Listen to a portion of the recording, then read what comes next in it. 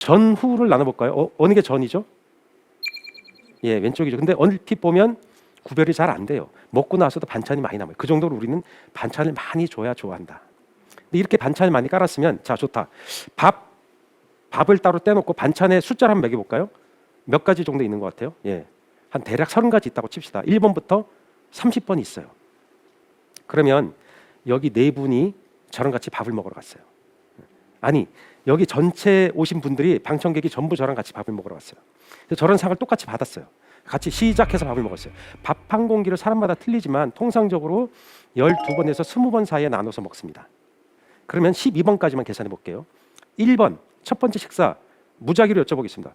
선생님 같은 경우는 1번 식사에 저 반찬 1하고 30을 그냥 아무 숫자나 뭐를 먹었겠어요? 첫 번째는 지금 먹는다고 생각하고 그냥 예, 그럼 번호로 그냥 아무 번호나 얘기해 보세요. 예, 또 7번 한 번 하나? 7번이랑 14번. 예, 그게 한 입에 들어오죠. 그 다음에 두 번째 식사는 5번이랑 8번. 두 개씩만 드세요? 야, 역시 여성은 이렇게 입을 한 번에 많은 입을 넣고 싶지 않지만 또 많이 먹는 친구들은 한 번에 여러 가지도 넣을 수 있겠죠. 뭐 몇 번 먹을 것 같아요. 5, 6, 7, 8. 두 번째는 네. 선생님 드신 거랑 우리 방청객이 드신 거는 같은 상에 앉았는데 서로 같아요? 틀려요? 다르죠. 더 놀라운 건 첫 번째 숟갈에 먹었던 반찬이랑 두 번째 숟갈에 먹었던 반찬이 틀리죠. 방청객도 그렇죠. 다른 분들은 어떠세요? 똑같아요? 1, 2, 3, 1, 2, 3, 1, 2, 3 이렇게 먹어요. 그렇게 안 먹죠. 반찬이 많으니까 계속 반찬이 적었다고 한번 생각해 봅시다. 반찬이 5가지예요. 아니, 좋아. 3가지야.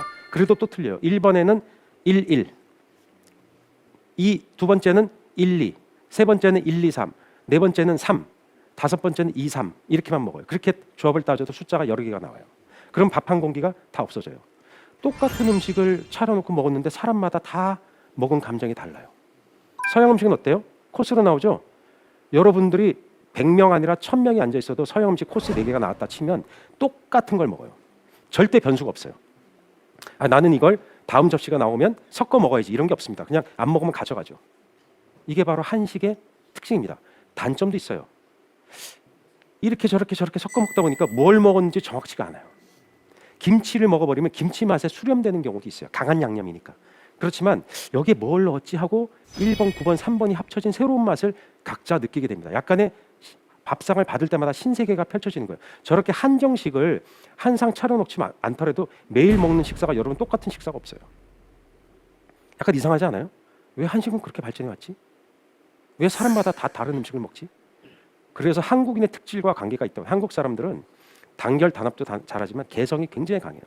그래서 똑같은 걸 강요하는 걸 굉장히 싫어해요. 자의식도 되게 강합니다. 이런 민족의 특질과 한식의 발달에는 뭔가 느슨하지만 뭔가 연관성을 가지고 있다고 저는 생각합니다. 그래서 그림을 그리잖아요. 이건 뭐 통계를 낸 건 아닌데 통상 우리나라 학생들이 물감의 숫자나 크레파스 숫자가 제일 많아요. 한 그림 안에 색깔을 되게 많이 섞어요. 그 제일 좋아하는 게 무지개야. 7색을 그리고 싶거든. 그 정도로 다채로운 것에 대한 감이 되게 뛰어납니다. 한국 사람들이. 그러니까 한식에도 그대로 표현되고 있는 거예요. 먹을 때마다 음식 맛이 달라지다니. 근데 그게 무슨 의미가 있어? 라고 생각하겠죠. 근데 그렇게 먹은 음식이 우리가 어떤 음식의 맛을 구별하고 음식의 다른 결과물을 가져오는데 우리의 감정이, 생각이, 혀가 계속 반응하고 있다는 거예요. 그래서 까다로워요. 한국 사람들처럼 음식에 까다로운 사람이 없습니다.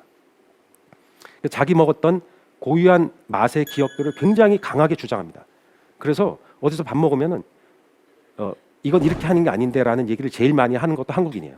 자기 주장이 굉장히 강해요. 그래서 한식 만드는 게 어려워요. 그래서 한식당의 주인들이 스트레스가 제일 심해요. 예, 한국 음식이 만들기 어려운 거예요. 그만큼 제일 쉬워야 된다고 생각하지만 실제로는 까다로운 손님들이 너무 많아가지고 제 주변의 동료들도 한식이 너무 힘들어요라고 하소연을 합니다. 그게 한식의 특징이에요. 유럽의 한식은 코스별로 나온다 그랬잖아요. 한식은 원래 코스별로 나온다며. 그러니까 저게 유럽 음식이에요. 희한하네. 어떻게 한 상에 나왔지? 유럽은 코스별로 나온다며. 좀 전에 제가 그렇게 얘기했잖아요. 그런데 유럽이 저렇게 코스별로 지금 코스별로 먹게 된 거는 100년밖에 안 됐어요. 그전에는 저렇게 한 상 놓고 먹었어요. 그러니까 우리나라식 음식이라는 것은 이게 한식은 꼭 한 상 놓고 먹는 거고 유럽식은 서양식은 코스별로 먹는다 이렇게 정립된 거는 그렇게 오래된 얘기가 아니에요. 그래서 원래는 한상 놓고 먹다가 나중에 코스별로 바뀌어 나갔다. 그래서 이 음식은 뭐냐면 지금도 파는 곳이에요.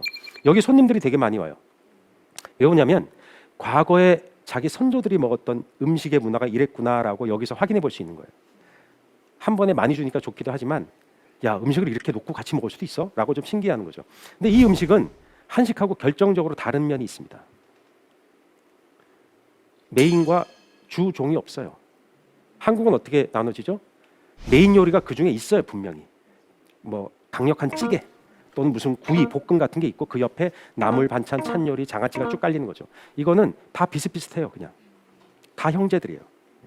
그런 차이로 같은 한상 차림이라도 한국의 한상 차림 안에는 계통이 있어요. 그래서 여러분들이 먹을 때 보면 한식에서 이렇게 먹으면 반찬을 나물류만 막 먹지 않아요. 반드시 메인으로 갔다가 전체 요리 같은 거에 갔다가 찬 요리 갔다가 섞어서 뭔가 먹습니다. 균형을 그 상 안에서 스스로 찾아요. 그게 바로 한식의 독특한 특질입니다. 이제부터 알고 드시면 내가 우리 한식이 이런 특징이 있구나. 그걸 또 다르게 해석하면 비빔밥 문화라고도 합니다. 비빔을 다 비벼서 거기 올라온 재료를 새로운 결과물을 얻는 거죠. 고독한 미식가라는 유명한 프로그램 있죠. 만화도 있었고 그 친구가 한국에 왔을 때 전주에 가서 그 비빔밥을 먹어요. 거기 올라간 다채로운 재료를 비비면서 비빔의 어떤 미학을 느끼게 돼요. 근데 그분이 그 일본의 영화 배우예요. 탤런트 겸 영화 배우인데 그분은 한식을 이미 어느 정도 정보를 갖고 온 거예요. 비빔밥에 대한 정보를. 처음에 한식이 외국에 진출했을 때 상당히 어려웠어요. 왜냐하면 위에 8개 예를 들어서 반찬을 얹어주죠. 그러면 그걸 하나씩 먹었어요. 사람들이. 하나씩. 그리고 맨 나중에 고기를 먹고 그다음에 밥을 퍼서 먹어요. 그 섞여진 것에 대한 맛을 이해할 수 없어요. 그래서 우리는 섞어진 것에 대한 혀의 분별력, 그것의 최종적인 맛을 굉장히 잘 알아요. 그 친구도 잘 안 섞어요. 한국에 이민 온 이탈리아 친구가 있어요. 그 친구가 처음에 한국 어른들하고 같이 사는데 그 어른들이 항상 그런 거예요. 서방아, 제발 밥상 있으면 밥과 국과 찌개와 반찬을 같이 먹어라. 어머니, 저는 안 돼요. 저는 이탈리아에서 이렇게 먹었기 때문에 이렇게 먹을 수가 없어요. 어떻게 먹냐면요. 맨 처음에 전체에 해당하는 나물부터 먹어요. 나물을 그냥 먹어요. 밥, 찌개 다 있는 나물만 먹다가 샐러드 같은 거 이렇게 그런 거 먹다가 그 다음에 생선을 먹어요. 생선. 뭐 찜이나 구워진 생선만 먹어요. 먹고 고기를 먹어요.